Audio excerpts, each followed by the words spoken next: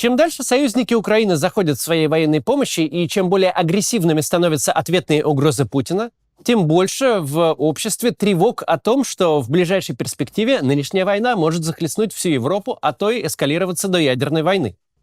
Многие говорят, посмотрите, перед 24 февраля 2022 года никто тоже не верил, что Путин настолько сошел с ума, что развяжет войну. Так почему же мы теперь должны как-то верить в то, что он удержится от угрозы нападения на малые страны НАТО в ответ на разрешение Украине бить западным оружием по российской территории? Если он развязал войну с Украиной, то что ему помешает развязать ее с Эстонией? Что помешает нанести тот самый превентивный ядерный удар, которым так грезят официальные спикеры? После трехчасового выступления Путина на Петербургском экономическом форуме, где он тоже через слово угрожал асимметричными ответами, сюжет этот подогрелся еще больше.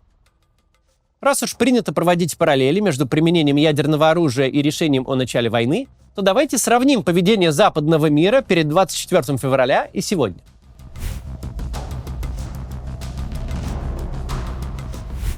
Первые 2 месяца 2022 года Европа и США занимались групповой психотерапией в обратную сторону.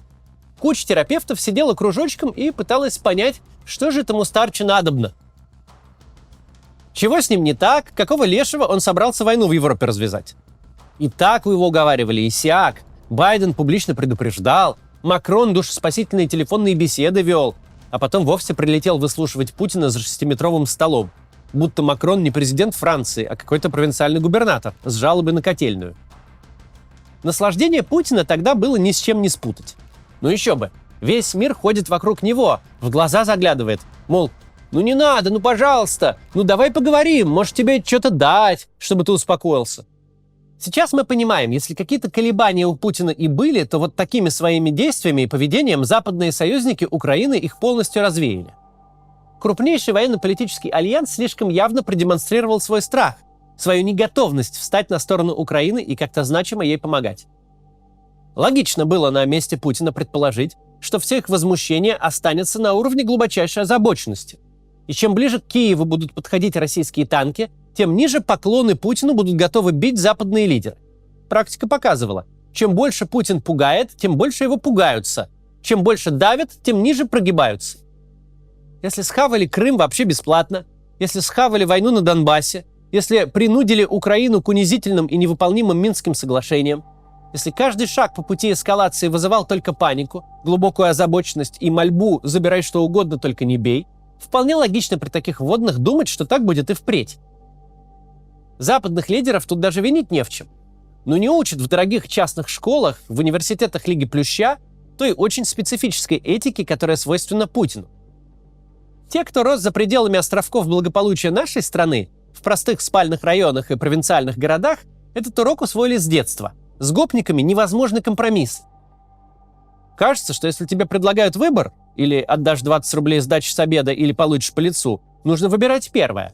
Потому что завтра родители снова деньги дадут, а лицо одно на всю жизнь. Но те, кто рос в окружении гопников, знают, единожды почуяв слабость, поняв, что с тебя можно кормиться, гопник от тебя не отцепится уже никогда. Ты будешь вечно ему должен и вечно будешь получать по лицу. Нет способа откупиться от гопника, как-то с ним договориться. Западные лидеры искренне пытались не спровоцировать Путина. Искренне считали, что нет таких уступок, на которые нельзя пойти для предотвращения большой войны. И искренне не понимали, что этими самыми уступками они его и провоцируют. Сейчас мы понимаем, что западные лидеры, которые носились с Путиным как с китайской вазой, пылинки с него сдували, старались его задобрить и умиротворить, этими своими действиями точно не потушили разгорающуюся войну. Мы видим, что такое их поведение не сработало. Идти на поводу у Путина и его угроз равно подстегивать этих угроз реализацию. Сейчас же мы видим нечто совершенно иное. Мы видим, что с очень большим трудом и скрежетом, но все эти нехитрые истины до политиков в США и ЕС доходят, что лучший способ не провоцировать Путина – это поменьше реагировать на его угрозы. Путин сам в этом сильно помог. Разговоры о применении ядерного оружия начались с первого дня вторжения. Сразу было сказано: только попробуйте вмешаться, только попробуйте хоть рогатку Украине дать. Будет вам кирдык-башка и ядерный гриб над столицей. Все мы помним это совещание, когда Путин приказывал привести силы сдерживания, то есть ракетные войска стратегического назначения, в состоянии повышенной готовности. Повысил ставки сразу до предела.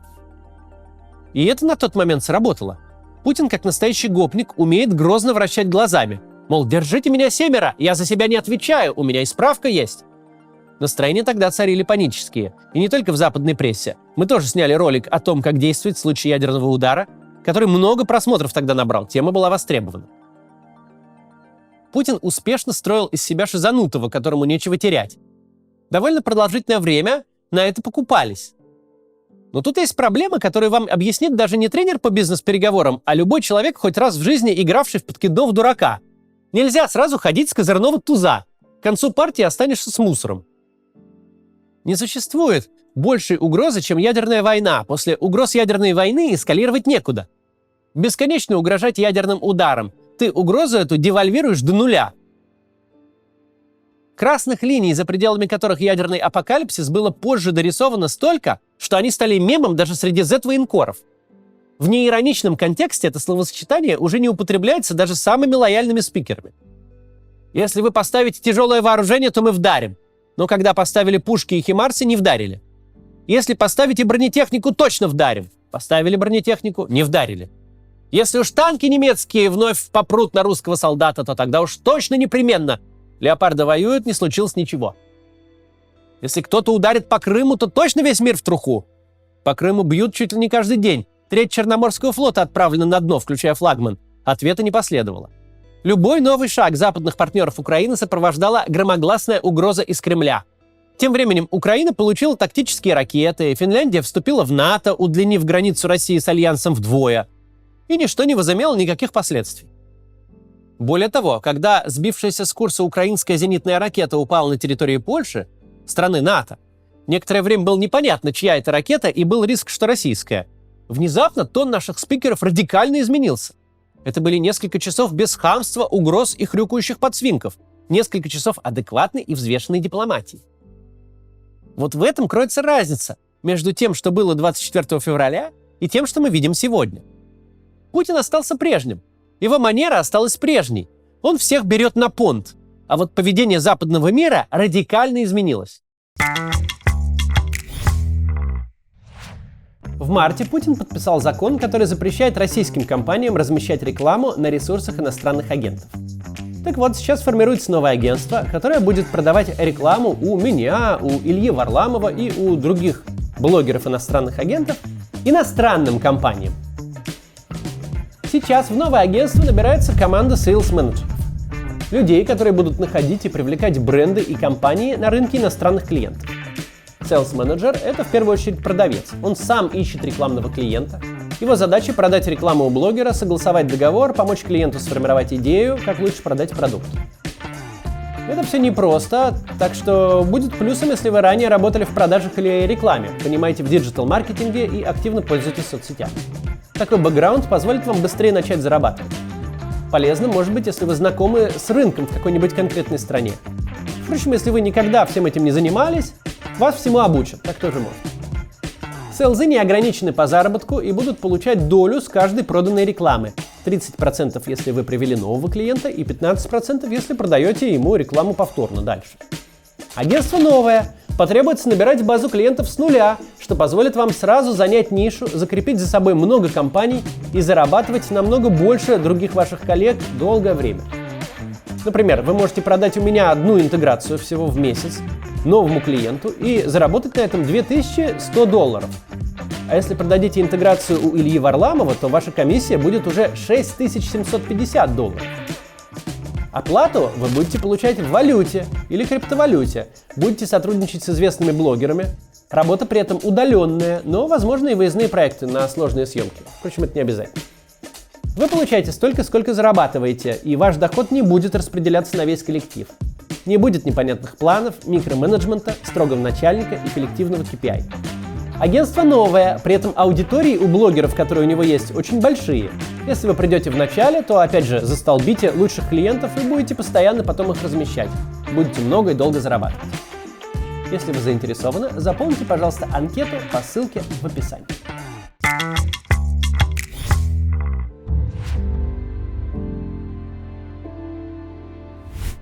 Обратите внимание, что явный намек на удар по странам НАТО, у которых на маленькой территории очень плотное население, прямая угроза вообще-то, от которой 2 года назад весь мир хватался бы за сердце. А на этот раз она толком и замечена-то никем не была. Сказано это было за пару дней до того, как США, а следом и почти все европейские союзники, официально разрешили использовать свое оружие для ударов по российской территории. Сказано было с целью надавить и запугать в последний момент. Но эффект, если и был произведен, то обратный ожидаемому.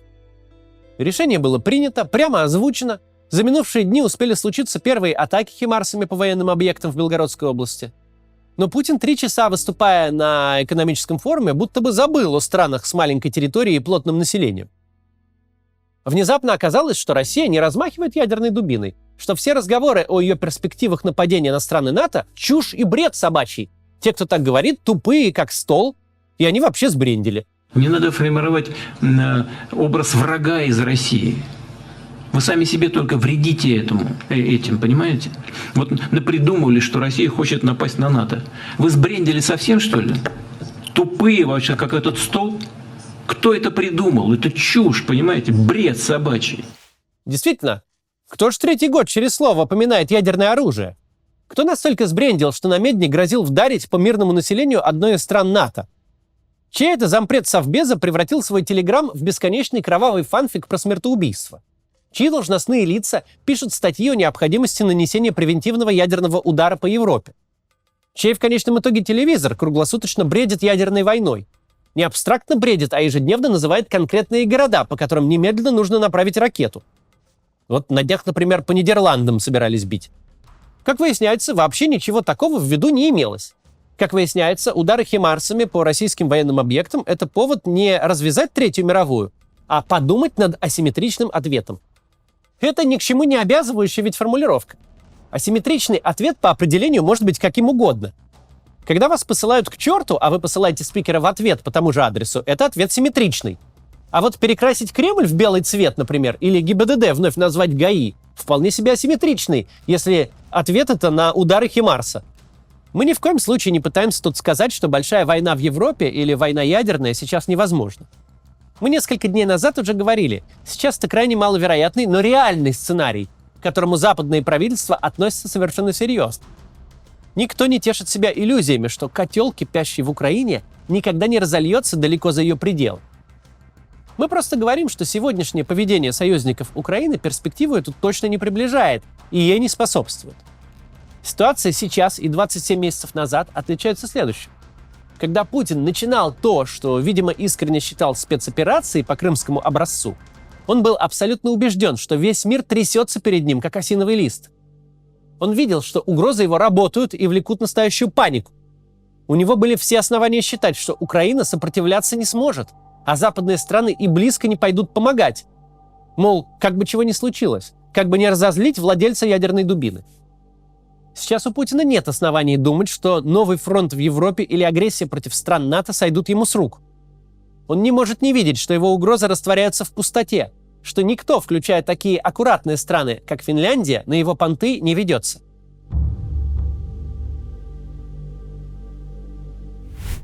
Те, кто сравнивают ситуацию текущую с 22 годом, исходят из того, что Путин сумасшедший. Что от него можно ждать чего угодно. Но это не так. Он живет в абсолютно искаженной действительности, но в рамках этой действительности он предельно рационален. Почему судебная психиатрия по всему миру традиционно признает маньяков вменяемыми? Потому что маньяк влеком безумной манией, но манию эту он удовлетворяет вполне рациональным путем. Он отдает себе отчет, что его действия незаконны и ненормальны, и потому не нападает на людей средь бела дня на оживленной улице. Он заметает следы, обеспечивает себе алиби, делает все, чтобы не попасться. Он не бродит с окровавленным ножом. Наоборот, старается вести как можно более ординарную жизнь, чтобы не привлекать внимания. У маньяка безумные цели, но методы достижения этих целей рациональны. Он не нападает на тех, кто может дать отпор. Не нападает там, где может подоспеть помощь. Не родился еще маньяк, промышляющий нападениями на полицейские участки. Обычно жертвы нападений все больше женщины и дети. Если бы западные страны повели себя в эти 2 года так, как повели в 2014-м, если бы выяснилось, что, прикрывшись ядерным зонтиком, можно творить, что хочешь, получая в ответ лишь невнятное блеяние, Тогда вслед за Украиной вполне вероятно были бы атакованы Балтийские страны. 7-я статья устава НАТО? А это что, магический щит над Эстонией, как в компьютерной игре? Нет, это просто правовая норма, за несоблюдение которой руководство НАТО, президент Соединенных Штатов и канцлер Германии не сядут в тюрьму. Кто-то должен отдать приказ отправить войска на защиту союзника. Но этот кто-то может его и не отдать, и ничего ему тогда не будет за это. Если бы западные страны не вступились за Украину просто потому, что у Путина есть ядерное оружие, у него были бы все основания думать, что из-за формальных членов НАТО тоже никто с оружием не встанет. Вероятность большой войны в Европе существует и со временем увеличивается. Но Путин — это не Хамас. Это не фанатик, которому на свою жизнь плевать так же, как на жизни неверных. Путин хочет жить долго, хочет всю эту долгую жизнь сидеть в своем кресле. Он не собирается умирать за идею, тем более, что никакой идеи, кроме вечного правления, у него нет. Чем большие риски для своей жизни и своего правления он видит от очередного акта агрессии, от нового витка эскалации, тем ниже шанс на такую агрессию и эскалацию. Он не становится нулевым. Но шанс тем ниже, чем однозначнее эти риски. Чем более явно мир показывает, что Путину эту агрессию просто так не спустят. До завтра.